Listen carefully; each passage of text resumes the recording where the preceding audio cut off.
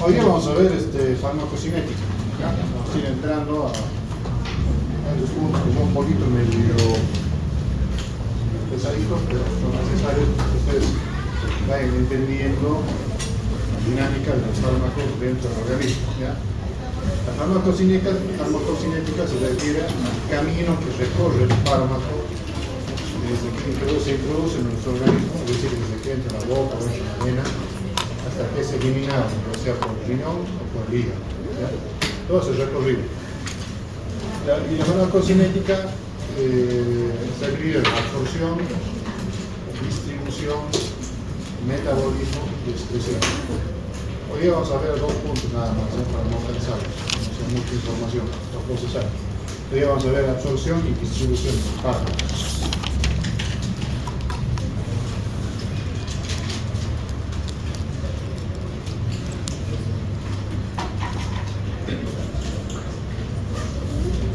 Entonces, para que ustedes se acuerden, hay un mnemotérico que dice ACME. Entonces, el ACME se refiere a absorción, distribución, metabolismo y excreción. Ese sería, digamos, el mnemotérico para acordarse cuáles son las partes de la farmacocinética. ¿Ya? En algunos libros ustedes van a ver que le colocan una L más acá. Donde dice L y donde dice A, al lado le ponen una L, que significaría liberación. ¿Ya? Esa L más que todo, digamos, se refiere a que nosotros al administrar los medicamentos por vía oral, gracias, digamos, a las técnicas modernas de industrialización, podemos modificar la velocidad en la cual se absorbe o se libera el medicamento, ya sea bajo la lengua, ya sea en la parte digestiva, tanto en el estómago como en el duodeno. Entonces, de esa manera se da la liberación, ¿no? Hay cápsulas de liberación lenta, así que lentamente se va liberando el medicamento. Por eso algunos los libros ponen una L más, LATME, pero con LATME es suficiente.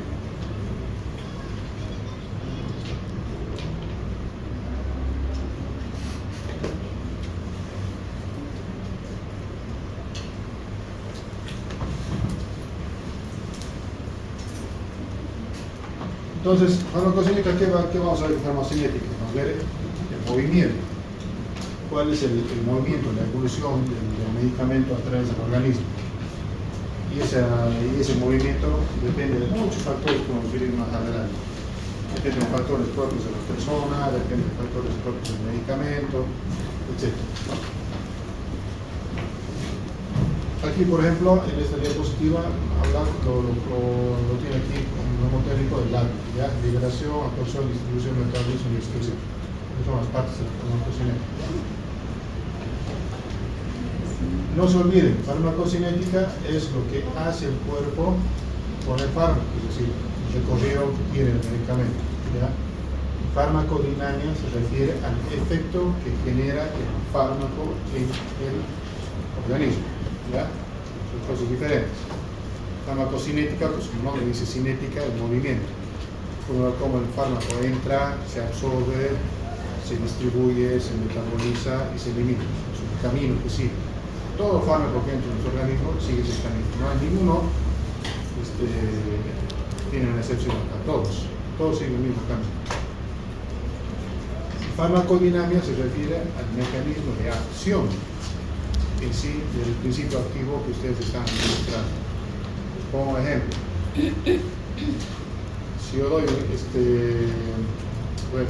un antibiótico, algo que actúa en el mismo organismo. Si doy un antihipertensivo, por ejemplo, el losartán. Losartán en comprimidos, lo administro por boca, dice que el losartán va a llegar a la parte digestiva, el pH ácido del organismo lo va a ir disolviendo el comprimido y la absorción principal se va a desarrollar a nivel del intestino delgado. Ahí se absorbe y el losartán va a sufrir lo que se llama el primer paso, el fenómeno del primer paso. ¿Qué se refiere a esto? A que todo lo que se absorbe a través de la vía digestiva pasa primero por el hígado. Ustedes se acuerdan, ¿no? Por la anatomía, todas las venas que recogen los diferentes sustancias que se absorben en el intestino llegan a la vena porta, ¿no ves? La vena porta entra al hígado y el hígado lo que hace es empezar a metabolizar. metaboliza y de ahí sale recién el fármaco, ¿ya? Ese es el fenómeno del primer paso, y de ahí recién sale al torrente sanguíneo y se distribuye en la circulación sistémica a todo el cuerpo. Y ahí el losartán se metaboliza en el hígado y es eliminado por el riñón. Esa es la farmacocinética, ¿ya? Ahora, la farmacodinámica se refiere al mecanismo de acción del losartán en nuestro cuerpo para bajar la presión. ¿Cómo lo hace? El losartán inhibe el sistema renina, angiotensina, aldosterona. Se escucha hablar de ese sistema, ¿no? En fisiología.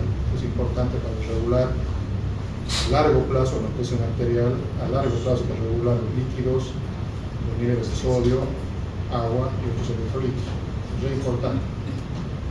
Precisamente la alteración del sistema renina, angiotensina, aldosterona es un mecanismo fisiopatológico causante de la hipertensión arterial. Entonces, la farmacocinética de farmacodinámica de losartán es inhibir ese sistema. Si vos inhibes el sistema, disminuye la presión arterial, disminuye la retención de agua, disminuye la retención de sodio. Esa es la farmacodinámica, cómo el medicamento actúa en nuestro cuerpo. Bueno, no solamente en nuestro cuerpo, sino también cómo actúa, digamos, en otro organismo. Por ejemplo, digamos, un antibiótico no actúa directamente en nuestro cuerpo, pero sí actúa en el microorganismo, ¿no? Causante de la enfermedad, ¿ya? Esas diferencias, por favor, ¿ya? No se lo olviden. Y ahora, ¿por qué es importante conocer la farmacocinética? Porque de esa manera nosotros podemos determinar ciertos factores que son importantes, como por ejemplo la dosis que le voy a dar al paciente, la fuerza del medicamento con la cual le voy a dar, el tiempo en que le voy a dar. Le daré cada 4 horas, le daré cada 8, cada 6, cada 12, una vez al día. Eso es importante para poder, entendiendo la farmacocinética, para poder entender por qué ciertos medicamentos tienen tanta variabilidad en su forma de administrar, ¿ya?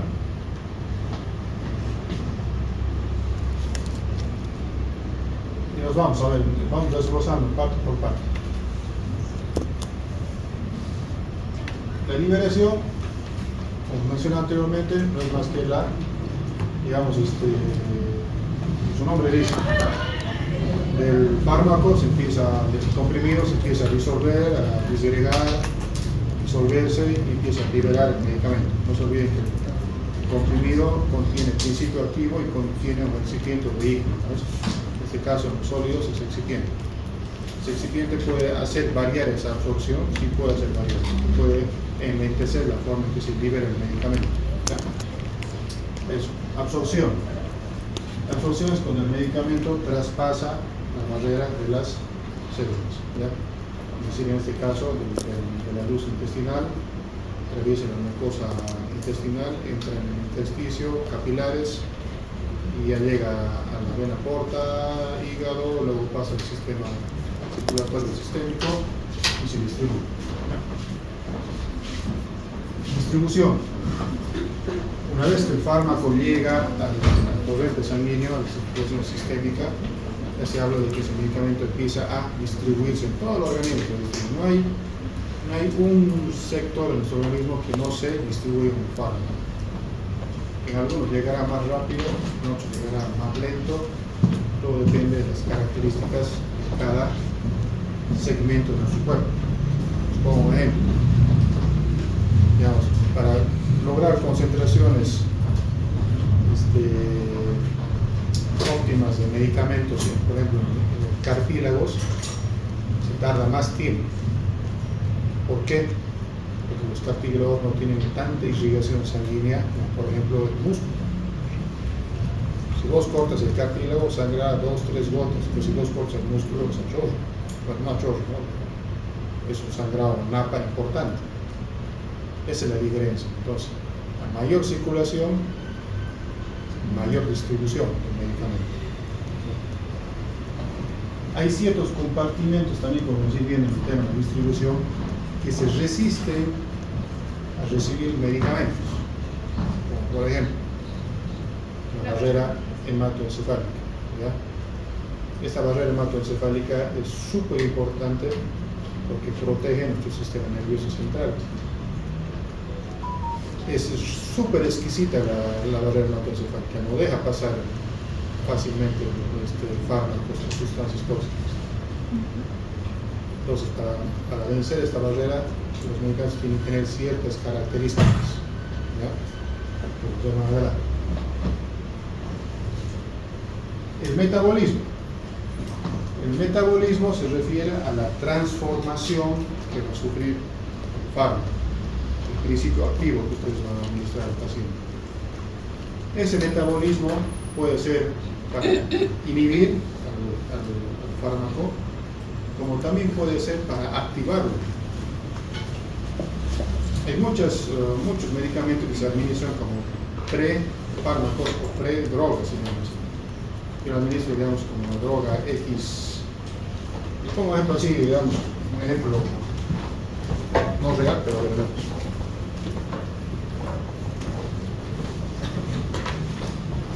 ¿Cómo decía? El escritor es el riñón. El riñón excreta el 90% de todas las sustancias que se generan en el organismo.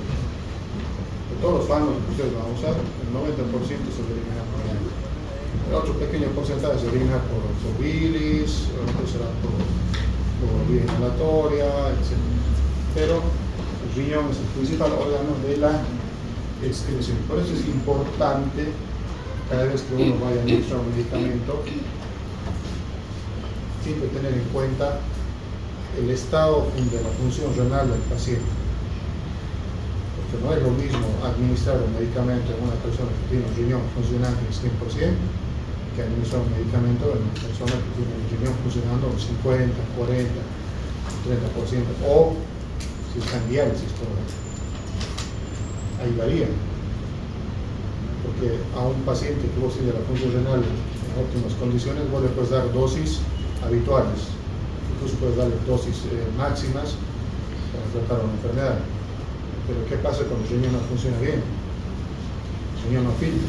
Entonces, si vos usas dosis habituales, puedes generar intoxicación al paciente con dosis habituales, o ni siquiera están dando dosis máxima ni dosis extra. Con la dosis habitual, con el paciente renal, puede generar intoxicación. Entonces, siempre es importante tener en cuenta ese factor, ¿ya? Función renal. ¿Podrías explicar una vez más la absorción?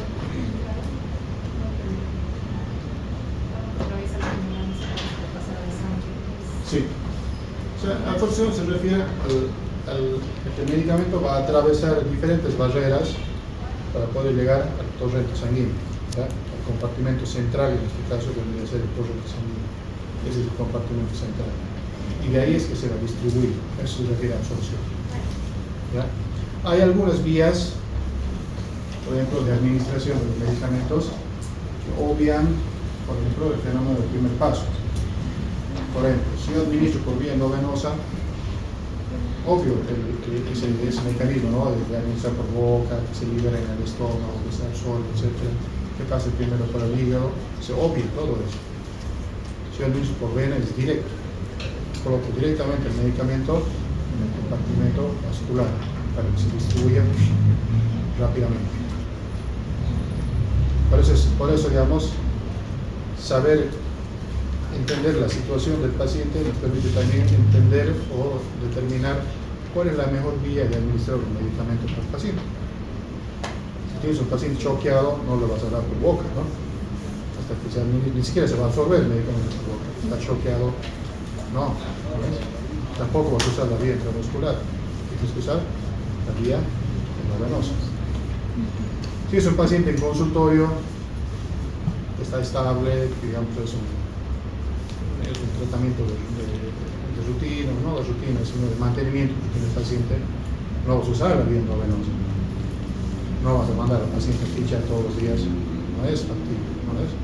Entonces usará la vía oral. Otra vía, digamos, que se puede usar de manera crónica, la vía dérmica, no usar parches, o la vía subcutánea. En todo caso, algunos medicamentos sí necesitan administrarse por vía subcutánea de manera continua, como por ejemplo las insulinas, ¿no? El paciente que ya requiere insulina o que tiene un mal control metabólico tiene que pasar al uso de insulina para poder lograr o contrarrestar los efectos que que a largo plazo puede generar la diabetes. Entonces, todos los días tiene que inyectarse por vía subcutánea. Entonces, depende mucho del contexto, del estado del paciente para elegir la vía para iniciar el medicamento. No se olviden que la vía que más tarda en absorber su medicamento es la vía oral. Tiene sus variantes, como por ejemplo la sublingual, que tiene una absorción rápida, pero en general la vía oral es muy lenta. Si yo digo, yo administro un medicamento ahora, en esta hora, de aquí reciben una media hora, y eso, más una hora recién voy a tener el efecto. Quizás se estar un poco más. Pero si yo quiero una vía más rápida, intramuscular, subcutánea también, solo rápida. Pero si yo quiero una vía ultra rápida, no vemos. Hay ciertas vías, como por ejemplo la intratecal, no sé si uno lo escuchó ustedes, la intratecal es que se administra directamente en la estación epidural, ¿ya? Hacen funciones y se administra por el medicamento. Realmente esto se usa en casos, yo lo he visto usar en las quimioterapias que se hacen pacientes que tienen leucemia, tienen compromiso del sistema nervioso central. Entonces ahí se hacen quimios intratecales. Entonces ahí se hace punción lumbar y a través de esa vía se administra el medicamento. Son vías excepcionales, ¿no? Las habituales, no se olviden, ¿no? Oral, no venosa, subcutánea, intramuscular, débil.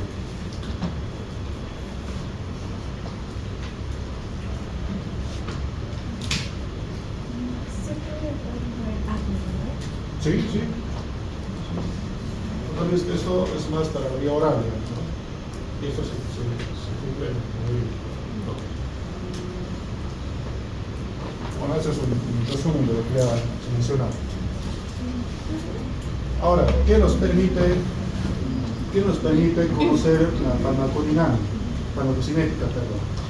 Nos permite conocer una dosis terapéutica. ¿A qué se refiere la dosis terapéutica?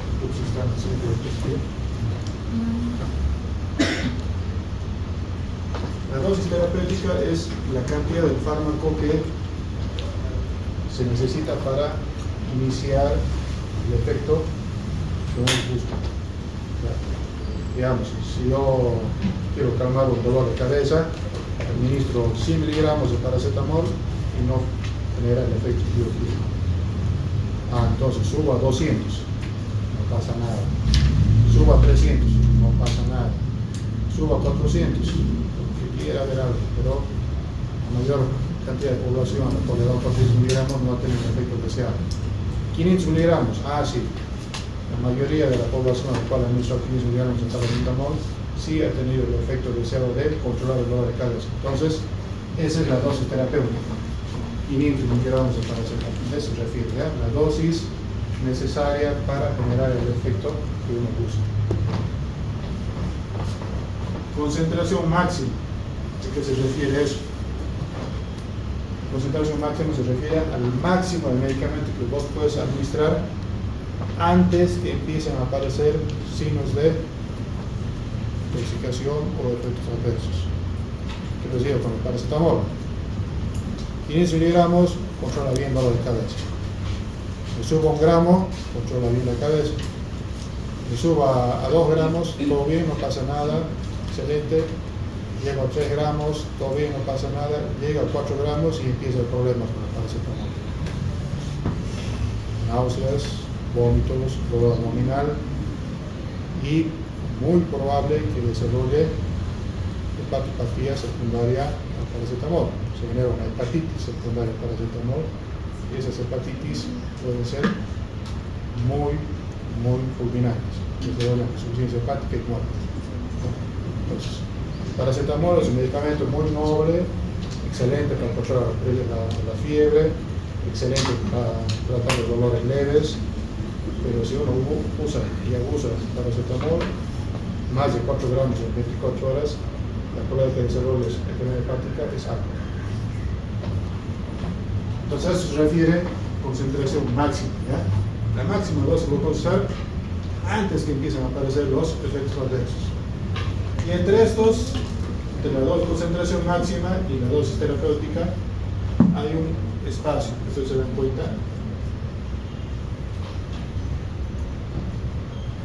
Eso se llama margen terapéutico.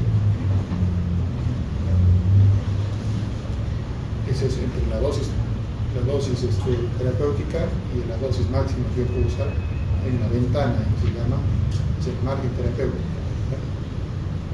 Que muchos fármacos es amplio, te permite dar dosis altísimas, por ejemplo la penicilina, todos los beta-lactámicos permiten tener esa amplitud de ventana terapéutica importante, pero hay fármacos que tienen una ventana terapéutica tan estrecha que sin tener mucho cuidado. Quimioterapias, por ejemplo, tienen ventanas terapéuticas cortas. Que digo, otro fármaco que se usa mucho para tratar el problema cardíaco, la dioxina. La dioxina tiene un margen terapéutico muy estrecho. Pues fácilmente lo puedes intoxicar al paciente. ¿Ah?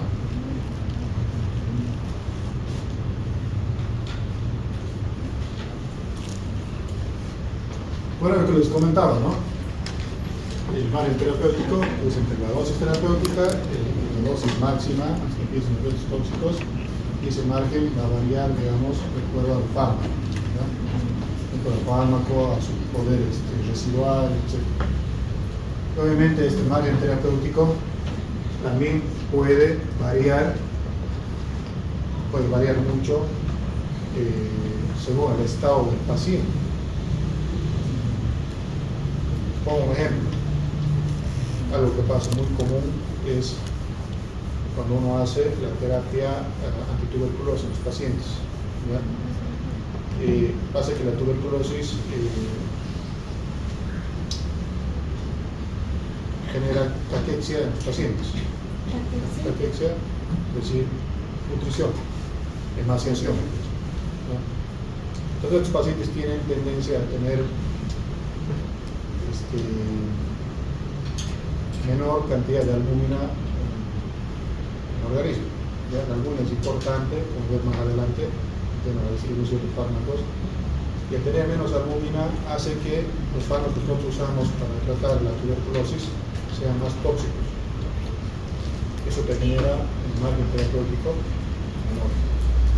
Por eso es que cuando los pacientes con tuberculosis, sagrado tienen que ser pesados para dosificar. No puedes actuar así a lo del buen cubero. Sí o sí tienen que ser pesados. Cada mes tienen que ser pesados porque teóricamente, si yo empiezo un tratamiento de la tuberculosis hoy, en un mes lo controlo, si va bien el tratamiento, ese paciente va a aumentar de peso. Por ende tengo que aumentar también la dosis, ¿ya? Si no, me quiero una dosis subóptima y eso a la larga puede generar resistencia al fármaco de tuberculosis. El paciente de hoy resistencia al fármaco de tuberculosis es un dolor de cabeza, es lo que se llaman los MDR o los ex-MDR. De ahí sí que tienes que usar drogas de segunda, tercera línea, que son mucho más tóxicas, de tipo de tratamiento más largo, con el riesgo de que haya fracaso.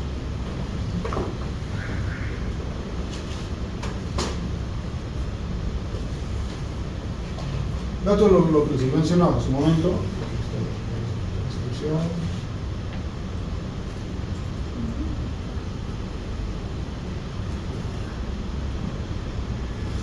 concentración mínima tóxica, que les decía que es la dosis máxima que podemos dar antes que empiecen los efectos adversos.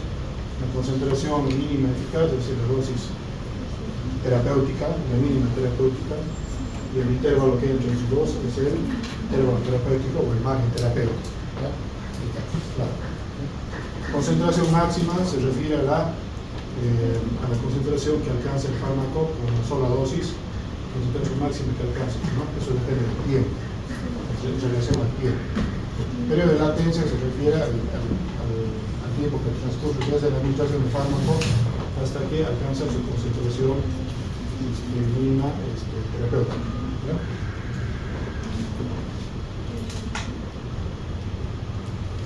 Ahora, la liberación depende del principio activo, depende del recipiente y depende de la forma farmacéutica.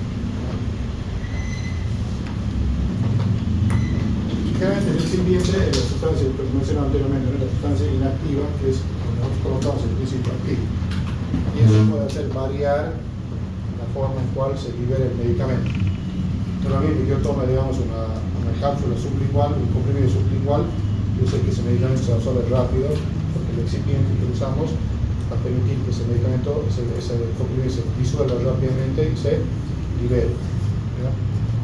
En cambio, si uso una cápsula de liberación prolongada, sé que cuando llega a la parte intestinal, esa cápsula se va a ir disolviendo lentamente. Incluso hay comprimidos, que es por capas, hay comprimidos que vienen por capas, que la primera capa se libera rápido, la segunda capa se va liberando lentamente. De tal manera que esto aquí nos permite a nosotros poder administrar medicamentos en una sola dosis al día y poder permitir que las concentraciones en plasma del fármaco sean más estables posibles en el transcurso del tiempo. Y de formas farmacéuticas, como os decía, bueno, depende si es comprimido, si es tableta, si es jarabe, si es suspensión, polvo, etc. Acuérdense que la liberación se aplica solamente a los fármacos que se administran por vía oral, ¿ya? Por vía endovenosa no se aplica, por vía endovenosa es administración directa.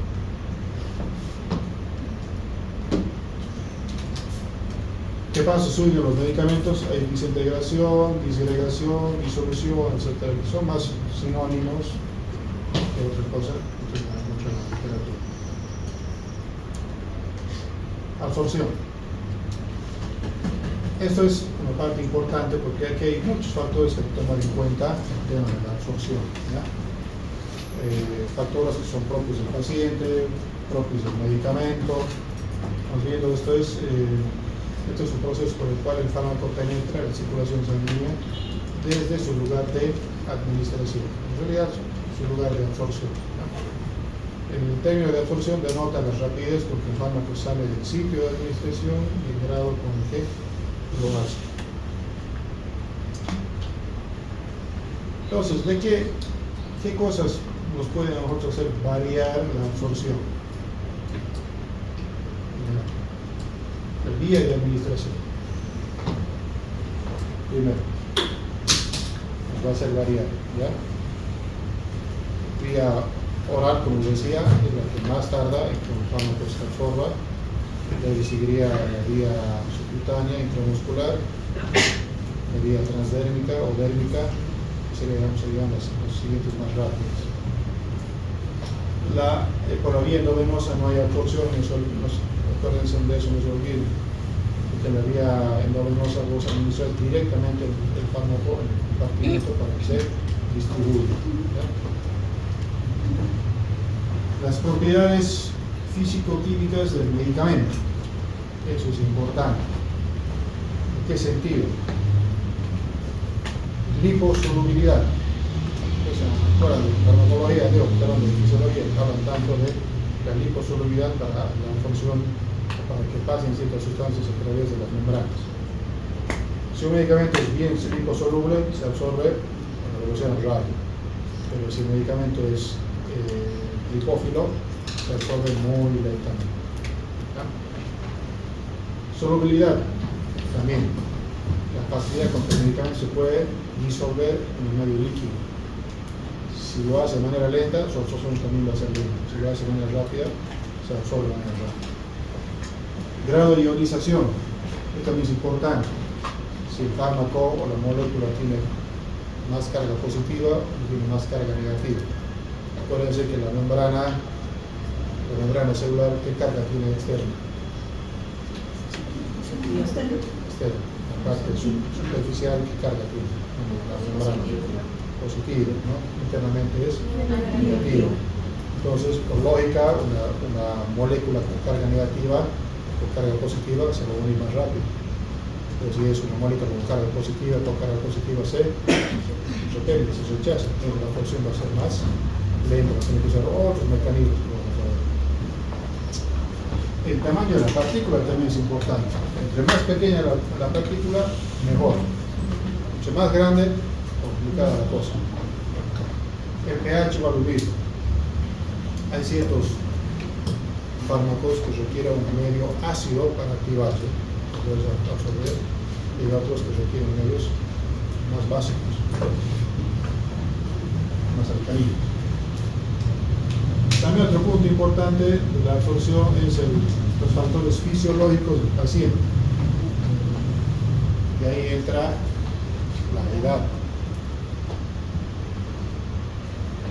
La edad es importante.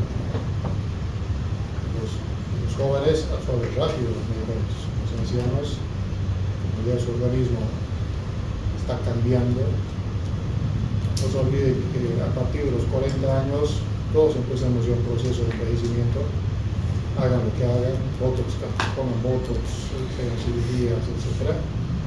Igual vamos a ir envejeciendo, y ese envejecimiento disminuye la capacidad de nuestro organismo. Por lo tanto, eso también influye en la velocidad con que se absorbe un medicamento.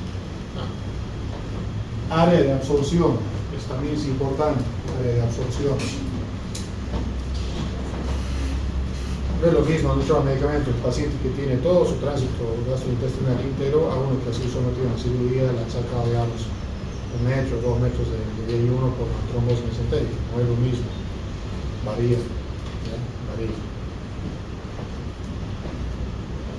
Por ejemplo, los fármacos que se administran por vía inhalatoria para el asma tienen un área de absorción enorme. Toda la superficie que tienen los alveolos para absorber el medicamento es inmensa. Entonces, por vía aérea, la naturaleza absorbe muy bien los medicamentos. Flujo sanguíneo, es lo que les mencionaba hace un momento atrás. No todos los tejidos tienen buen flujo sanguíneo. Entonces, depende del flujo sanguíneo para mejorar la absorción. ¿Ya? Motilidad gastrointestinal también es importante. Si el intestino no tiene una motilidad adecuada, va a generar lo que se llama, si el intestino tiene una motilidad acelerada, no va a dejar que el medicamento esté el tiempo suficiente en contacto con la mucosa para absorberse, lo va a expulsar. Lo contrario, si la velocidad de función del intestino es muy lenta, eso permite lo que se llama el sobrecrecimiento bacteriano, digestivo.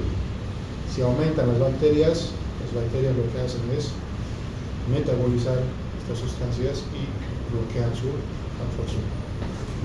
Así que, con buena motilidad es importante. La forma farmacéutica también es las características propias del fármaco, como mencioné anteriormente, ¿no? La liposolubilidad, la molécula, etc. Presencia de alimentos también es importante. No es lo mismo administrar un medicamento en el estómago vacío que administrar en el estómago con comida. Hay fármacos que requieren que el estómago esté totalmente vacío para poder absorber. Como ejemplo, la hormona levotiroxina, que tiene problemas de tiroides. Sí o sí tiene que ser administrado en ayunos, estómago vacío. Tiene que esperar por lo menos media hora o 40 minutos para recién poder ingerir un alimento, para no entorpecer la absorción de ese fármaco. ¿Puedo darle levotiroxina después del almuerzo? Puedo, no hay inconveniente. Pero no voy a lograr que ese medicamento se absorba de manera óptima. Puedo yo lograr controlar, digamos, mantener a mi paciente eutiroideo.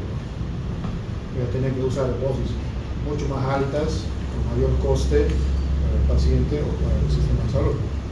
En ese caso, el medicamento tiene que ser administrado en ayunas. Otro tipo de medicamento que tiene que ser administrado en ayunas, por ejemplo, son los medicamentos que usan para la úlcera gástrica o disminuir la acidez del estómago. Por ejemplo, el omeprazol, el esomeprazol, el pantoprazol, todos los medicamentos tienen mejor acción si lo administran en un estómago vacío. ¿Ya? Hay otras situaciones, lo contrario, hay situaciones en las cuales vos requieres que el estómago sí tenga alimento para poderse absorber. Hay medicamentos que requieren que incluso los alimentos que tienes en el estómago sean de tipo grasoso para facilitar su absorción. Así que hay situaciones y situaciones. ¿Ya? Por ejemplo, el omeprazol. Y los inhabidos. ¿Por qué ayunas? Porque el omeprazol requiere de un medio ácido para activarse. Entre más ácido el medio, mejor se activa el omeprazol. Si vos le das como estómago lleno, no hay tanta acidez.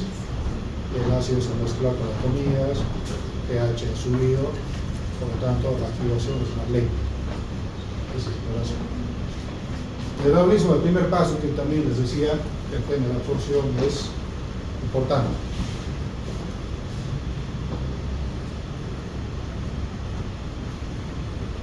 Y lugares donde se pueden absorber los fármacos, ya les dije, ¿no? Hay un montón de lugares. Sublingual, vía digestiva, intestinal, vía rectal, piel, dérmica, subcutánea, intramuscular. Todas esas son las vías que usamos para administrar los fármacos, ¿no?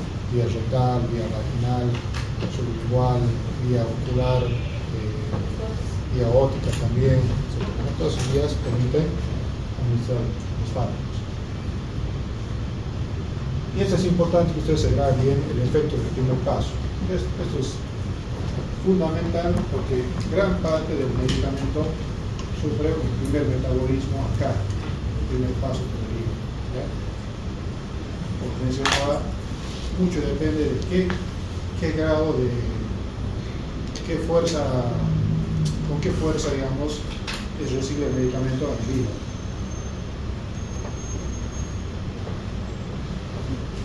Es la pérdida de fármaco por metabolismo antes de que alcance la circulación general. Eso se refiere.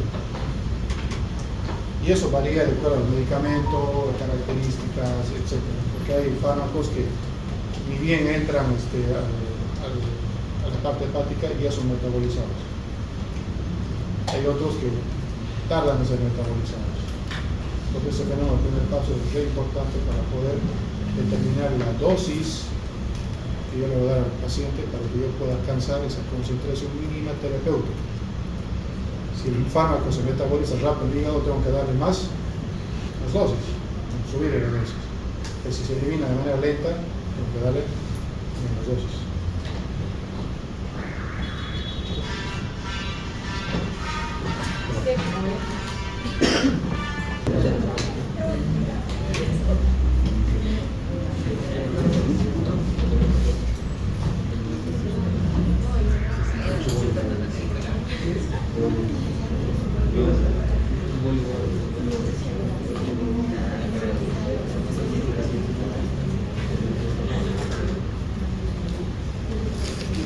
Estoy hablando ya de qué factores van a modificar la absorción del fármaco. El tamaño de la molécula es importante, solubilidad, tanto la liposolubilidad como la hidrosolubilidad son importantes, porque las sustancias pueden absorberse, la ionización lo mismo, la formulación, depende si es sólido o líquido, la concentración, el grado de ionización del fármaco. Medicamentos ácidos o básicos van a variar su absorción dependiendo dónde, en qué medio se encuentren. La circulación es importante, tiene que haber una buena circulación sanguínea para la absorción, y obviamente la área de superficie de absorción. ¿Ya? Se dan cuenta que la piel es una área amplia de absorción.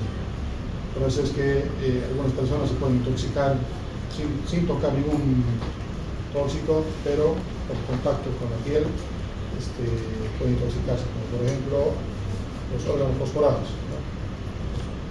Las personas del campo salen a rociar, usan los productos para rociar sus cultivos, no usan camisas ni mandiles para protegerse, salen así con poleras, que se por el calor, el contacto de la piel se puede intoxicar. Entonces la piel es una superficie amplia para absorber medicamentos, lo mismo en la vía digestiva, la vía inhalatoria igual.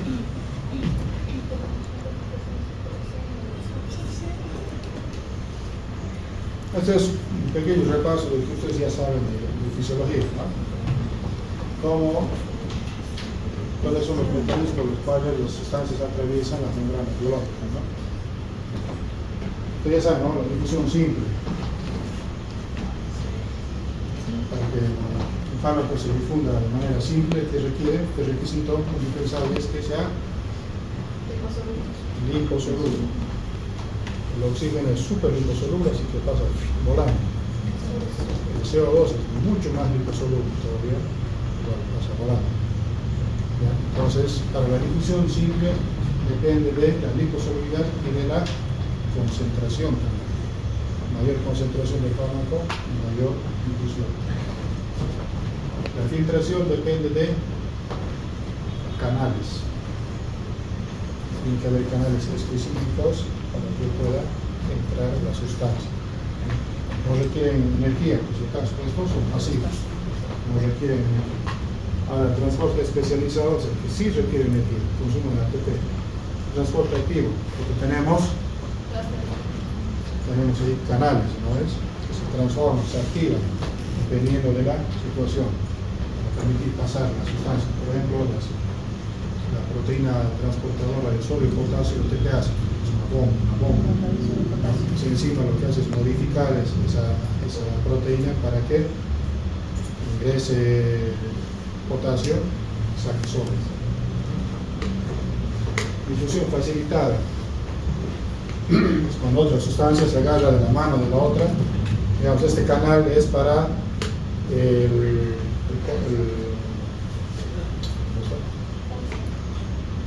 este canal es, por ejemplo, para la glucosa. ¿Ya? Pero la glucosa puede tomar de la mano al potasio, se lo lleva para adentro. Eso se llama difusión facilitada.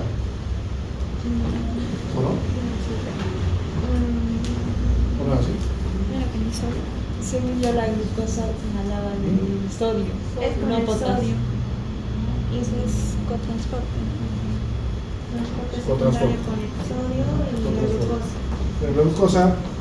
Pero la glucosa no lleva el sodio, porque el sodio entra más fácilmente a la célula, no requiere.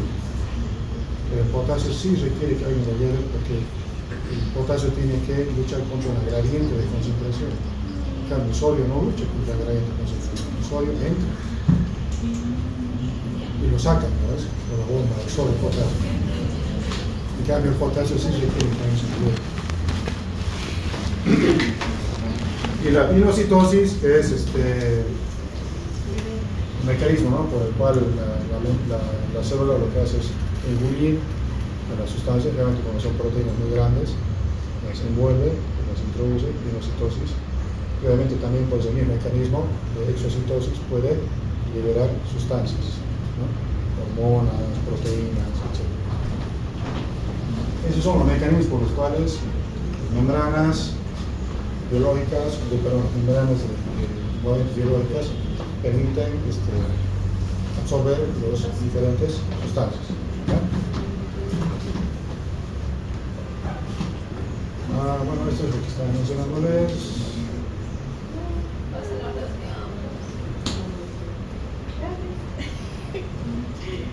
Ustedes ya lo saben esto, ya.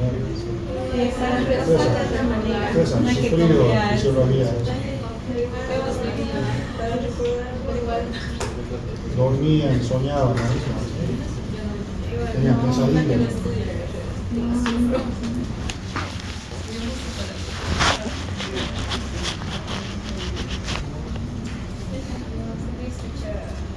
Ahora algo que es importante que se acuerden de estos mecanismos de transporte que requieren de proteínas especiales se saturan.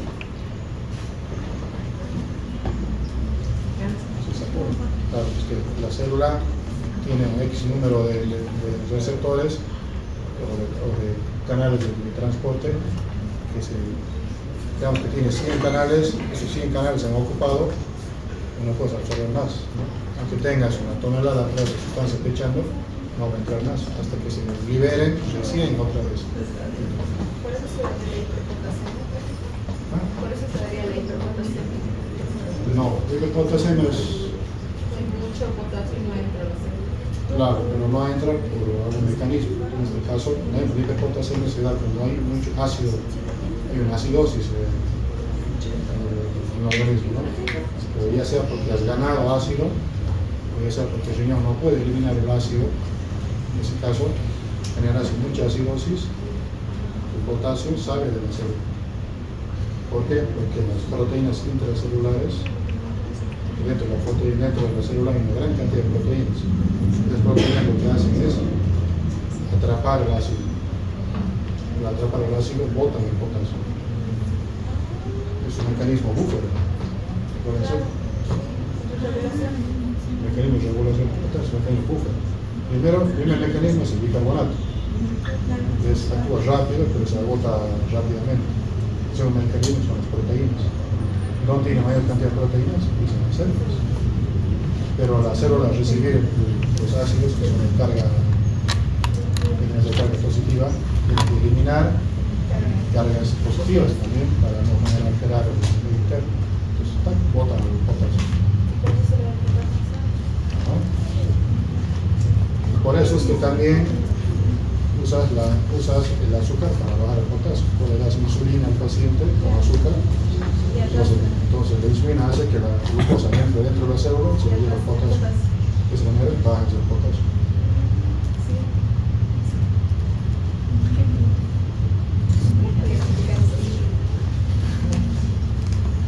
Eso va a ver en la ecografía, ustedes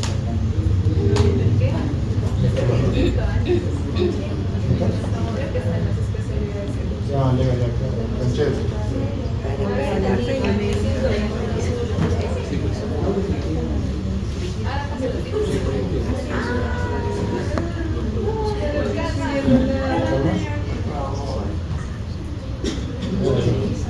¿Sí? Sí, voy a pasar.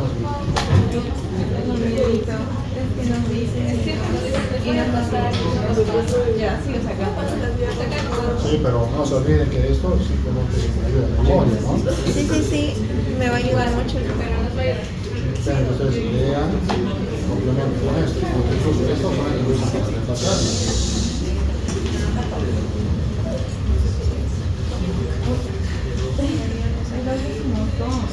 Entonces aquí entramos a un concepto que es muy importante que ustedes entiendan, que es la biodisponibilidad, que es la bioequivalencia. Ustedes han debido ver algunos fármacos, algunas cajitas dice bioequivalente. ¿Qué se refiere a eso? Biodisponibilidad se refiere a la cantidad de fármaco que accede a la circulación sistémica y que se encuentra, por lo tanto, en condiciones de producir el efecto. Esa es la biodisponibilidad.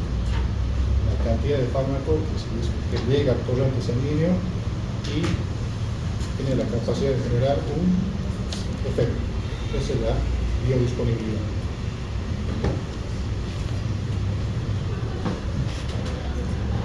La bioequivalencia se refiere a la concentración del fármaco en función del tiempo. Entonces, cuando colocan ahí una cajita del fármaco y dice bioequivalente, ¿a qué se refiere? Claro, es que como hay diferentes industrias farmacéuticas, sí, empresas, ¿no? Cada una de ellas, digamos, genera sus estrategias para poder abaratar los medicamentos y otras requieren calidad y no abaratar los costos. Entonces, generalmente aquellos son bioequivalentes son más caros porque la concentración que trae su medicamento es similar al patrón de control que se tiene de calidad. Es decir, si mi patrón de calidad tiene 500 miligramos de paracetamol, que yo lo administro por vía oral y en una hora en mi plasma, en mi torrente sanguíneo, encuentro la dosis de 100 miligramos de paracetamol. ¿Sabes? Eso indica el prueba patrón.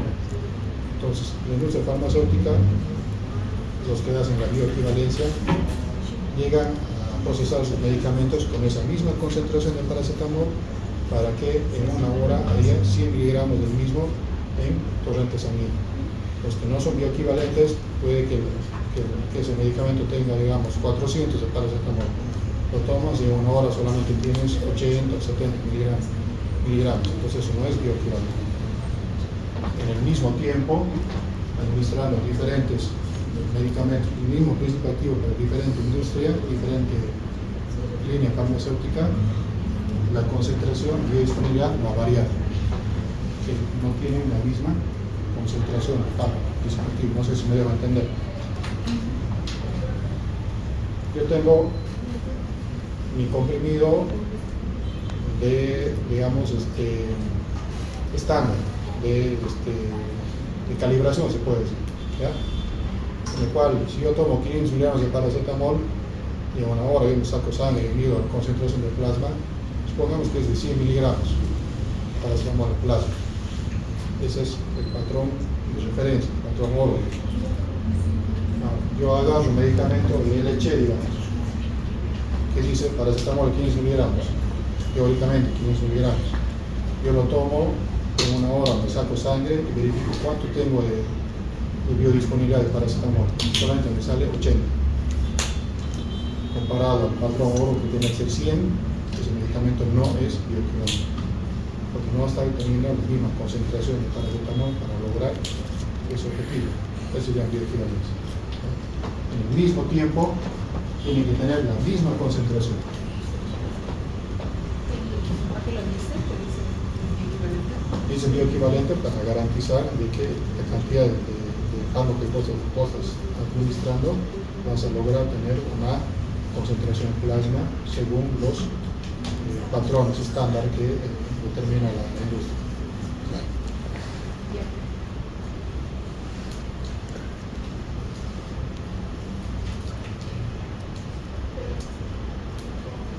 Yo llamo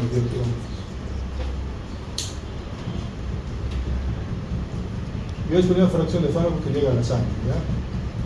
Entonces, ¿cuál será la vía que tiene mayor biodisponibilidad? La vía no venosa.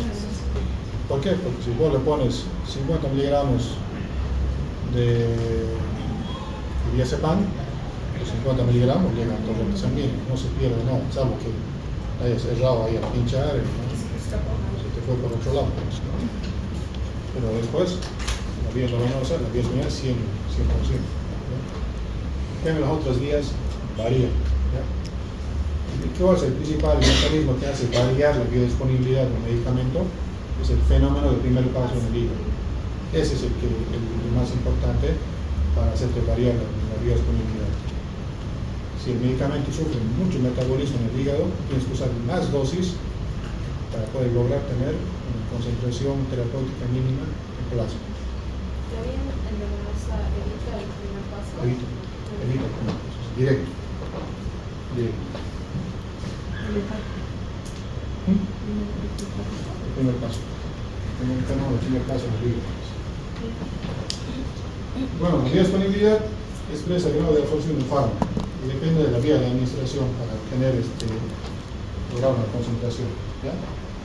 Entonces, por boca o cualquier otra vía, la biodisponibilidad no es del 100%, siempre va a haber un margen ahí de déficit, digamos. En cambio, por la vía no venosa es el 100% del medicamento, ¿no? Entonces no se pierde nada. ¿Estamos bien hasta ahí? ¿Estamos bien? Vale, examen. Patrones de referencia o de calibración, se puede decir, ¿ya? Con todo, ¿ya? Digamos, si yo preparo paracetamol en comprimidos de 500 miligramos, si yo doy este fármaco por vía oral y mido en el tiempo, digamos, en 2 horas yo voy a medir en el plasma cuál es la concentración de paracetamol que voy a obtener ahí. Digamos que sea 100 miligramos de paracetamol, ¿ya? Esta es la biodisponibilidad del paracetamol. Este es, digamos, el patrón oro o patrón estándar. Esto es como se hace con el medicamento así, puro, sin ninguna modificación. Ahora, se dice que un fármaco es biodisponible cuando otras industrias, que sé yo, que procesan el medicamento, te ponen teóricamente que es de 500 miligramos, pero cuando yo voy a las 2 horas, te saco sangre para ver si tienes esta concentración que yo espero que tengas, en realidad aparece con 60, con 70, con 50, entonces no es bioequivalente. La dosis, teóricamente has dado esto, pero la concentración de plasma es menor al patrón. Exacto.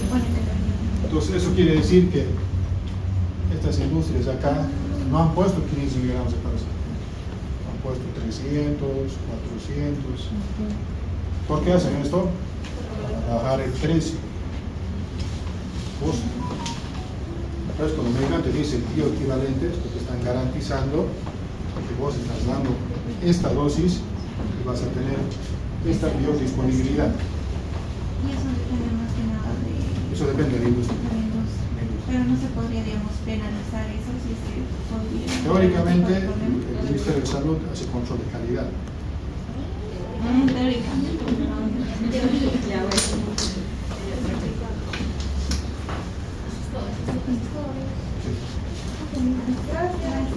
Ya, bueno. Yo llego tarde hoy día. Todos presentes.